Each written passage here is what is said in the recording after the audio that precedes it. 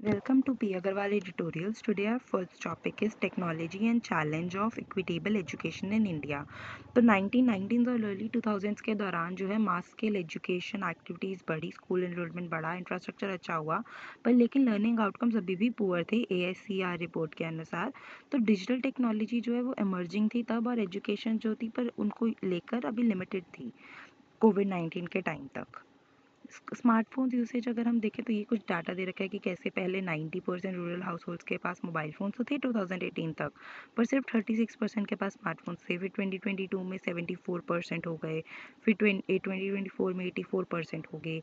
तो 14 से 16 year old के पास जो स्मार्टफोन का एक्सेस है वो भी बढ़ गया, 19% से 31% आ गया in just 1 year. Clear data नहीं है कि ये उनके खुद के हैं या उनकी मदर्स के हैं।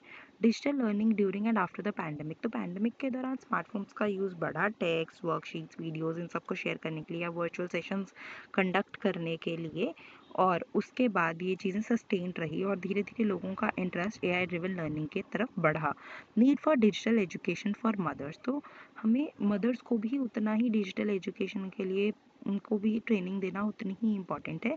जैसे उन्होंने दे रखा है कि 40% की मदर या तो नॉट अनस्कूल्ड हैं या फिर क्लास 5 तक पढ़े हुए हैं, 40% की क्लास 6 से 10 तक। तो ये सब चीज़ें, तो educating mothers is also important. Challenge of technology in education for the underprivileged, तो हालांकि टेक्नोलॉजिकल एडवांसेस हैं, पर लेकिन जो एजुकेशन अंडर प्रिविलेज के लिए वो अभी भी एक बड़ा चैलेंज बना हुआ है। पहले डिवाइसेस का इशू था, अब डिवाइसेस का इशू नहीं है, पर लेकिन अभी भी कुछ एक टूल्स उनको हम प्रॉपर लर्निंग के लिए नहीं ला पा रहे हैं। तो सबसे पहला रीज़न जो मैं समझती हूँ वो तो ये है कि वाईफाई का कनेक्शन पहुँचता ही नहीं है रूरल एरियाज़ में। ओवरकमिंग लैंग्वेज बैरियर्स, तो लोकल लैंग्वेज जो मतलब लोकल लैंग्वेज में डिक्टेशन या फिर ट्रांसलेशन टूल्स वो सब तो आ गए हैं, तो लैंग्वेज का एक बैरियर तो ख़त्म हो चुका है। School attendance and community learning, तो स्कूल जो है वो विलेजेस में है तो सही, पर अभी भी उनमें अटेंडेंस का इशू रहता है, और ये अटेंडेंस का इशू ज़्यादातर पेरेंट्स के नेग्लिजेंस के कारण या फिर उनकी फैमिली प्रॉब्लम्स के कारण भी होता है। तो प्राइवेट, गवर्नमेंट, होम स्कूलिंग, इन सब मिक्स नेचर से ना लर्निंग क्वालिटी पे बहुत इफेक्ट पड़ता है। During the pandemic, village-wide learning programs were broadcast in Maharashtra, and they showed some potential for structured digital education. Rethinking schooling with technology, तो अगर हम स्कूल्स को सोचें कि टेक्नोलॉजी के साथ मिलकर उनका काम हो, तो साइंस एंड टेक हम देख रहे हैं कि एजुकेशन में काम आ रही है अक्रॉस द वर्ल्ड। तो profitable innovations limit access to technology based education for the underprivileged, तो जो इनोवेशन सब प्रॉफिट के लिए क्यों रही हैं कि हमें अपना प्रॉफिट चाहिए, तो वो चीज़ें तो अंडर प्रिविलेज के पास नहीं पहुंच पाएंगी ना। Future of digital education in India, तो हार्डवेयर जो है वो अफोर्डेबल तो हो गया, पर जो AI ड्रिवन इनोवेशन है उनके लिए हाई कंप्यूटिंग पावर चाहिए। फिर फिलेंथ्रोपिक जो एफर्ट्स है वो कल्ले सिर्फ इसके लिए काम नहीं कर पाएंगे। इंडिया को एक स्ट्रक्चर्ड रोड मैप चाहिए ताकि वो टेक्नोलॉजी को एजुकेशन के लिए यूज़ कर पाए। The next topic is India's voice must resonate in global AI conversations. तो इधर ऑथर का कहना है कि AI जो unpredictable risk and need for regulation, तो हमें वैसे मतलब उनका बेसिकली यही कहना है कि हमें ग्लोबल AI कन्वर्सेशंस में आना पड़ेगा हमारी खुद की सेफ्टी कंसर्न्स और इन सब चीज़ों को लेकर। कभी भी कोई हमारे पे सैंक्शंस लगा सकता है जब भी हम किसी से लेके वो चीज़ यूज़ कर रहे हैं। तो AI is unpredictable risk and need for regulation, तो बेसिकली हम देखते हैं AI का कितना अनएक्सपेक्टेड बिहेवियर जो रिसेंटली एक चैट में देखा गया था, जब गूगल के AI चैटबॉट ने, जेमिनी ने एक इस तरह बोल दिया था कि you are a human, it's the work of the human, you should die and everything. तो वो चीज़ है कि सेंसिबल रेगुलेशन लगाना ज़रूरी है, it can create a negative impact on a person.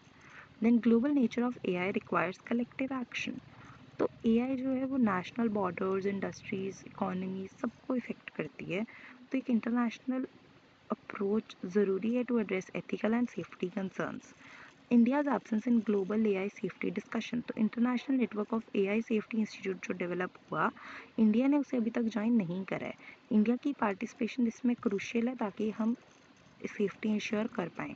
India is a major AI adopter, तो AI adopter तो India बहुत अच्छा है, कम से कम 30% का अडॉप्शन रेट है, और ग्लोबल एवरेज से ये ज़्यादा है। जो ग्लोबल एवरेज है वो 26% है। Second largest ChatGPT user base हम वर्ल्ड में आफ्टर US इंडिया के पास है। Then strategic benefits of India leading AI governance. तो ये बेसिकली क्या है कि इससे सिक्योरिटी इंश्योर होगी, ethics, competitiveness of India's AI ecosystem, strengthen India's global standing as a responsible tech leader, helps anticipate emerging AI threats and regulatory shifts। फिर next हम देखते हैं AI and Jio politics, India must stay ahead. तो US ने जैसे China पे अगर impose करे हुए हैं एडवांस एआई सॉफ्टवेयर देने के लिए एक्सपोर्ट कंट्रोल्स, तो इंडिया को भी धीरे धीरे वो रिस्ट्रिक्शंस फेस करनी पड़ सकती हैं। तो इसलिए हमें खुद भी उसमें पढ़ना चाहिए, ताकि हम खुद काम करेंगे तो हमारे पास ये प्रॉब्लम नहीं आएगी। AI's role in India's economic and strategic growth. तो AI is critical in economic development, cyber security, military application. India needs policies that foster AI startups and ensures access to global markets. Then India's strengths in digital public infrastructure। तो जैसे हमने देखा UPI और आधार में अच्छा काम किया, तो इसमें भी कर सकता है India. Then India must have a seat on the table. तो उन्होंने बहुत अच्छी लाइन लिखी जैसे ऑथर ने कि ग्लोबल पॉलिटिक्स यू आर इधर ऑन द टेबल और ऑन द मेन्यू। तो हमें ऑन द टेबल रहना पड़ेगा, हमें इसमें एक्टिवली पार्टिसिपेट करना पड़ेगा। Urgent action required. तो AI revolution is accelerating and India must act now to secure its role as a global AI leader. Engaging in global AI governance is essential for a secure, inclusive and prosperous future. Conclusion यही है कि India needs to establish a national AI safety institute and actively participate in global in AI global governance. Thank you.